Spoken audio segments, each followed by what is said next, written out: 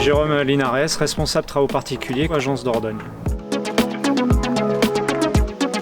La première, c'est regarder la planimétrie du terrain. C'est la manière de voir comment est fait le terrain et comment vont s'écouler les eaux. Deuxième point, donc l'accessibilité, que ce soit pour mener au garage, à une entrée ou à une terrasse ou une piscine.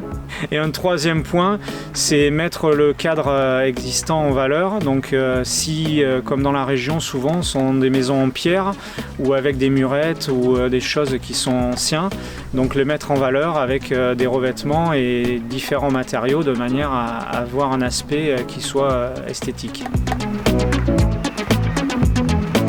Les différents matériaux qu'on va utiliser principalement, ça va être des bordures ou des pavés pour délimiter les voiries ou les chemins. Et après, faire des revêtements, que ce soit en enrobé ou en bicouche, de manière à pouvoir accéder facilement aux habitations ou aux garages. Aménager également des zones avec des galets ou des zones d'espace vert pour mettre en valeur les façades et les massifs.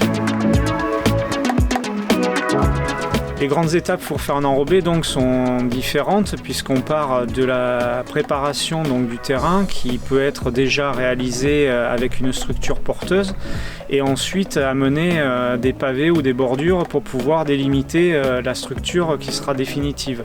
Et ensuite venir faire un réglage très fin de manière à ce que le revêtement puisse s'appliquer le plus convenablement possible. Donc que ce soit en enrobé ou en bicouche ou tout autre matériau qui peut être appliqué en revêtement final.